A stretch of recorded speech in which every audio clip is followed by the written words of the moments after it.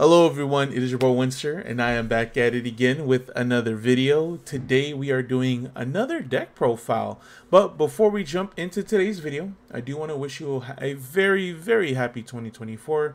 Hopefully you hit those goals in 2023, and if you didn't, make sure to set some new ones and continue to keep on pushing, guys. I believe in you. I know you could achieve those goals for yourself, whether they be big or they be small. Make sure you set them up. Believe in yourself like I believe in you. Let's go ahead and jump right into today's video. So today's deck profile, we are cooking up with Centurion yet again. I've been having so much fun with the archetype. The archetype is very straightforward, very consistent, and the more you add to it, even more consistent it gets. So at first I was playing Centurion pure. Then I started playing Bystial Centurion, and that has been a ball.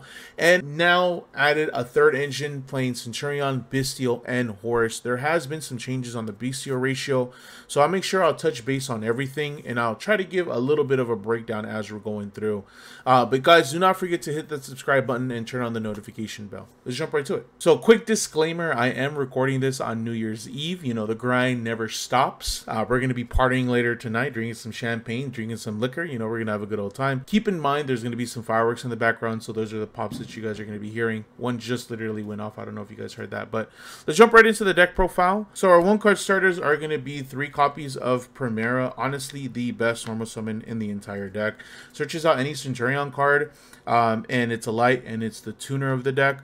The downside to this is that this is the biggest Ash target and probably the only Ash target. You could impermanent Veiler it, but this is what searches things out, so they're going to always want to Ash that. And we also play Trudea, 3 copies. Both of these cards do the same thing. You summon this, place this from the deck, and then special summon this, and then now you go into your plays. That's the beautiful thing about Centurion. They all do the same. And then, of course, we play 3 copies of Embla Oath. This card is absolutely insane. Like I said, they all relatively do the same thing. This places any Centurion spell or trap from the deck to the field. Also could do the same thing for monsters, so you could activate this, place this, or place this, and start comboing off from there. And then, of course, we play 3 copies of the field spell. Like I said, they all do the same thing. This could set any one of these monsters from the deck to the field, but you have to discard its cost, and it is to the graveyard, which sucks. So if Shifter's in play, you can't even activate this card. But these all do the same thing, so that's 12 1-card starters. In worst case, it'll be 1.5 because at the end of the combo, you'll end up drawing 1 card off of the Synchro 12. These cards all do the same. For consistency, I added 3 copies of Pot of Prosperity. The only downside to this is that you won't be able to get a draw off of the Talons or the level 12 Synchro. You just want to add the consistency, so you go from 12 1-card starters, right, to 15. Which is really good. The odds of you drawing 1-card starter with a handful of hand traps is pretty good. We play the bricks, we play the phalanx, we play the 1 bonds, and then we play the 1 Emeth. And these are the last bit of the Centurion cards. I dislike this card so much because it's a quick effect, but only on your opponent's turn, which makes absolutely no sense. But I do think you need at least 1 copy because it does help you dodge cards like Imperm and Effect Veiler, because if this is on your graveyard on your opponent's turn and they try to negate something, and you could just go ahead and activate this in the graveyard or hand and then switch it out and then avoid it. This is really good follow-up. Places any Centurion monster from the graveyard onto the field spell or to the spell and trap zone, and Phalanx does the same thing. It's pretty good, but they are the bricks. You can't really do much if you do open those. Bystial lineup. I did make huge changes, so I only now play 1 Druid Swarm, play 1 Magnemite, and then I play 1 Baldrake. So originally I was playing the Lubellion, and I did add Regain, and I was even thinking of adding another copy of Lubellion to get into this engine a little bit quicker. When I drew Regain, crazy, Regain by itself doesn't synergize well with Centurion. If I don't have any Bystials in the grave, it doesn't really do much for me. So I just completely cut that engine out. I opted to have an extra name instead of playing multiple copies of Druid Swarm, which you could play any kind of ratio. You could play Lubellion to search these out, an extra name of this, because this is probably the best one in the current format because it does well against the Unchained matchup. soon. I do think these cards may not be as good because the fire strategy, being Fire Kings, is going to be really popular. But realistically, you could play any kind of engine of Bystial. I do think the best ratio is 3. Lubellion, another copy of this, Magnamut, Saranir. You can't go wrong. But they synchronize really, really well with the Centurion strategy because they're level 6s and they go into level 10 plays if they disrupt you to go into the level 12. For the Horus engine, it's pretty standard, honestly. We play 3 copies of Imseti. This card is absolutely insane. Right, discard, and this, you search the gold sarcophagus and then draw a card, so it pays for itself essentially.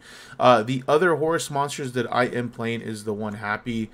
You don't need to play any other names. This is really good enough, and honestly I want to keep it to 40 cards as much as I can.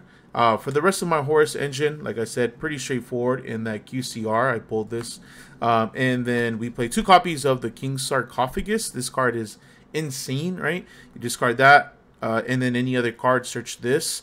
A lot of the time, this is pretty free because your opponent doesn't want to ash this, right? They're okay with dealing with it. The crazy thing is that they're level 8, so they help you go into your single 12 plays, which is absolutely insane. If they stop you in any kind of way, you just go into something else, or you could go into number 90.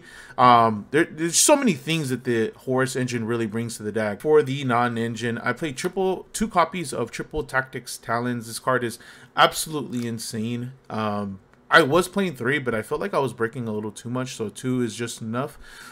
You could realistically maybe take out a Bystial and add the 3rd one if you really want to play it. This is really, really necessary because this deck definitely gets hand trapped to hell. And then for my hand trap lineup, I played just the best hand traps. 3 copies of Ash, 3 copies of Valor, and then I played 2 Nib. So this is a change. I was playing 3 copies of this originally, but I found myself breaking a little too much, especially when I was playing like Pot of Desires, and then I was playing the extra Emeth. I was just breaking way too much. So I wanted to make space for the Horus engine, so I just cut out the 3rd. This is still pretty good at playing at 2. You're going to see the card, especially you draw a lot in this deck. So you know, you're going to be able to see it all the time. And then, of course, we played 3 copies of Infinite Impermanence. You could really take out, if you want to play the pure version, you could take out the Bystial and Horus engine and just add more hand traps. You could still play the Pot of Desires, but ratio has really been working for me, and I personally wouldn't change it. Onto the extra deck. There has been quite a few changes to the extra deck since we're adding, you know, different engines in here, and you know, it's been working out really well. But for time, we're going to be playing the 1 Scarlight. Pretty self-explanatory, not really much to explain there. And then for the level 10 synchros, we are playing just the best synchros, level 10 synchros in the game. The Chaos Angel and the Barone. We got that QCR. Yeah, these are fairly good. Primera and any Bystial go into this, and then get both of the effects of the dark and light monster. And then we play level 12 synchros. We play 2, the Geisha, phenomenal card. Let's go into the next card, into the Crimson Dragon. Pretty self-explanatory, right? We play the Calamity package. We go burr, motherfucker. Yeah, my single 12s are the Blazar, anything negate, summon, activated card, or battle. Calamity to prevent our opponent from having fun. And then we play the Final Sigma. Final Sigma is like a newer edition. Definitely phenomenal card. Isn't affected by anything other than Mathmech cards. Obviously, I don't play any Mathmech, but it's really good against Flu. Because they can't really get over this card. Just kind of sit on it. See, this is what I like about Centurion. It's such a toolbox deck. Like, you could play so many things in it, depending on the matchup, right? Some pretty straightforward ones that I just found probably the most useful. The Bagushka, pretty self-explanatory. Want to stop our opponent from having fun. We play the Exciton Knight. This is really interchangeable for like Abyss Dweller, for Dark. But Exciton Knight seems to be the better option because it's just a board wipe overall, and your opponent has to start from scratch. And you go into it fairly easy, right? 2 level 4 monsters. And then the newer editions, we play the number 90 Photon Lord. So any 2 Horus monsters, you could go into this, Happy and Imseti, and then you get a negate, which is absolutely insane. And then we play the 1 Zeus. and then we play the 1 Sky Crisis.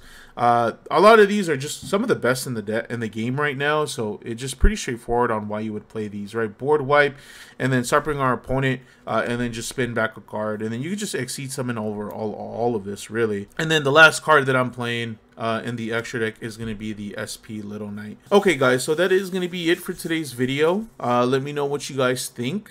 I'm having a lot of fun with the deck. The deck is very, very consistent considering that you have 15 1-card starters. You have some great engines in there, the Bystial and the Horus. Keep in mind, you actually don't have to play those engines. You could just play a pure version and like maybe add more hand traps, add desires or something along those lines. And the deck would still be as consistent, right? Because it's pretty straightforward. You just need like 1.5 cards to go into Legacia, and that just allows you to go into Calamity. If you want to test this out, let me know in the comment section what you guys think. Let me know if I did the build right. Originally, like I said, I just don't feel like I was playing it right and I was playing the right build, so maybe that's why it didn't work for me. Yeah, let me know you guys' feedback. Let me know if you guys want to see any test hands or any kind of other video along those lines for this deck. But that is going to be it for me today. Hopefully you guys enjoyed today's video. Hopefully you guys are enjoying all the Centurion content because I'm having a blast making it. Let me know in the comment section. Do not forget to subscribe. Do not forget to turn on notification bells. My name is Winster. Happy New Year. You guys have a good rest of your day. Peace out.